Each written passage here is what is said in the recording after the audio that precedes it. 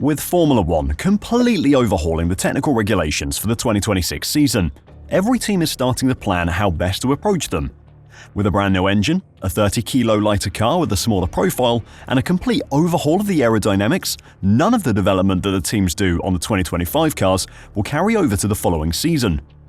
With budget caps in place and aerodynamic testing time limited, the teams have a tough decision to make. Do they go all in on the 2025 championship, or try to get a head start on the competition for 2026? A few teams have revealed their plans, and they will have a massive impact on the 2025 season, so let's check them out. Every few seasons, Formula One does a huge overhaul of the technical regulations. That can involve changes to the aerodynamic regulations or the engine regulations, or both at the same time. In 2022, the aerodynamic regulations were changed to allow the introduction of the ground effect floors. In 2017, the regulations were changed to make F1 cars faster, to make sure the series held its place as the most prestigious motorsport in the world, because everyone knows that whichever series is the fastest is the most prestigious. And the top tier of the WEC at the time, the LMP1 car, was getting almost as fast as an F1 car, and F1 couldn't have that. In 2014, the turbo hybrid engines were brought in. During each of these regulation changes, the balance of power in the sport completely changed. Sure, Mercedes still won the 2017 championship, but Ferrari took a massive chunk out of their advantage. Formula One has evolved since the rule changes of the 2010s though. The introduction of the budget cap and aerodynamic testing restrictions have forced teams to rethink how they're going to approach the 2026 rule changes. They can't spend an infinite amount of money developing two cars at the same time. They can't run multiple wind tunnels 24/7 to develop parts. They can't run supercomputers constantly to test various CFD models. Everything is being limited to help level the playing field. The teams can begin work on their 2026 cars from the 1st of January 2025, and that leaves them with some tough decisions to make. Do they fight for glory in 2025, or sacrifice a season to try and get the upper hand in 2026? Finding an early edge during a regulation change can be the key to dominating for seasons to come. Just look at Mercedes from 2014 or Red Bull from 2022. They found an early edge and held onto it. It's a decision that we've seen one team make very recently. In 2021, the Haas F1 team made the decision to write off that season, hoping instead to find an advantage in the new technical regulations in 2022. Of course, they were forced into that decision due to financial reasons. After COVID, the team were basically broke, and they couldn't afford to work on two cars at once. They turned up to the 2021 season with two paid drivers and a car which was a year old. It was an utter catastrophe. Mick Schumacher and Nikita Mazepin finished dead last in the Drivers' Championship with 0 points between them. The uncompetitive car wasn't helped by the fact that both drivers had a bad habit of binning it. Mick cost the team upwards of $5 million in repair costs, and Nikita racked up almost $3 million himself. But their contracts were cheap, and they both had sponsors who paid big money to get them in a car, so it wasn't a complete disaster, it was just very embarrassing. The moral of the story, though, was that completely foregoing development for an entire season isn't very good for your competitiveness. Following the lesson taught by Haas, the Mercedes F1 team have declared that they won't be making the same mistakes.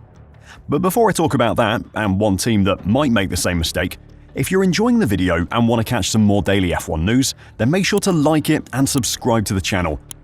Also, keep an eye out tomorrow. I'm releasing a deep dive into why the Red Bull F1 team are an utter disgrace. It's a bit of an opinion piece, and I don't want to give any spoilers away, but trust me, it isn't a video you want to miss. So, what are Mercedes planning for 2025? Well, the team has had a pretty tough time under the current technical regulations. A singular win in 2022, after a pretty poor season by their standards, was followed by a consistent but uncompetitive 2023. A flurry of podiums halfway through the current season hinted at a return to their former heights, but one podium in the last 4 races, which they only got because of Sergio Perez and Carlos Sainz taking each other out, has seen them dip back to 4th fastest. They're playing catch-up, and considering the gap to McLaren at the moment, the temptation to forego any significant development in 2025 and instead focus their resources on 2026 must be great. However, Mercedes team boss Toto Wolff says the squad has clear targets in delivering wins each and every season, so there is no question that it will push on as much as it can for 2025. This is a crux of the matter every year, and especially if you have such a big regulatory change. Are you going to compromise one year or the other? Said Wolff in an interview with Autosport. But I'd like to take it from Niki Lauda's motto when being asked, would you rather win this one or the next one? And he says both. Sometimes it is much less complex than one thinks. Probably the transition of people and capability into the 2026 regulations is going to happen a bit earlier than it would under stable regulations, but it's not going to be game-changing. Nobody's going to switch the machines off in January unless you're really nowhere. But there is nothing to gain, because between P10 and P7 doesn't make a difference for us anyway. We're fighting for victories and podiums and cannot write it off. At the moment, Mercedes aren't far off, just battling between P10 and P7, so they must have a clear plan to make a big leap in performance in 2025. Over the past 5 races, they have an average deficit of roughly 4.5 tenths of a second to pole position during qualifying, and that's a lot of lap time to find, especially for a team that has been struggling so much to find improvement through their upgrades.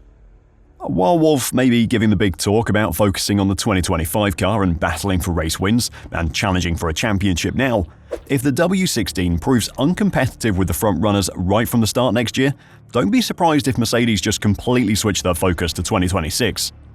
One team that has decided to sack off next season is Williams. James Vowles recently said that Williams have the best driver lineup in the sport next season with Alex Albon and Carlos Sainz driving the cars, but they aren't going to be backing them up with a good car. Vowles has warned that the 2025 Formula 1 season will prove tricky for the British outfit as it focuses on the new regulations for the following year. Williams currently find themselves in that awkward spot that Toto Wolff spoke about. They're fighting for points, but the difference between 10th and 7th doesn't really matter. As one of the most successful teams in the sport's history, Williams wants to be fighting for race wins. It's a message that Alex and Carlos both know. 2025 will be a struggle, I think, Vowles told Autosport. It's not that you're going to see us moving forward, we're going to move back a little bit. And if we are, I'm okay with that, because it simply says that I'm investing at the right rate for 26 compared to those around me. That's what we should be expecting from it. We are going to compromise 25. That doesn't mean we'll be 10th, but it's going to be a hard year. For Carlos Sainz in particular, that is going to be a tough pill to swallow. He's going from battling for podiums and race wins in a Ferrari this year to struggling for points finishes in a Williams next season. However, Sainz, like Albon, knew what they were getting into at Williams. They knew it was going to be a project. If Sainz hadn't gone to Williams, he would probably have signed for Sauber for next season ahead of their takeover by Audi in 2026. Either way, he would have been signing up for a work in progress, not a competitive team.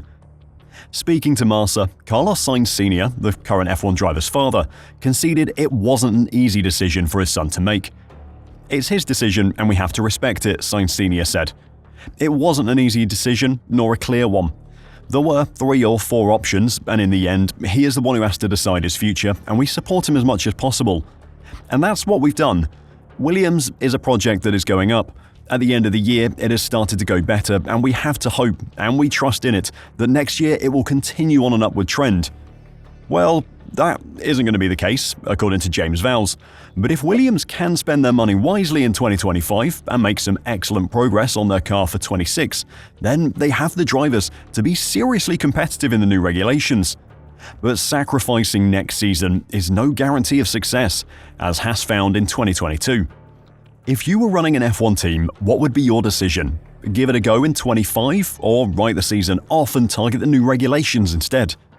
Let me know your thoughts in the comments down below, and if you want to support the channel, make sure to check out f1reverse.com where you can find some F1 themed merch with some really sick designs. I'll see you next time.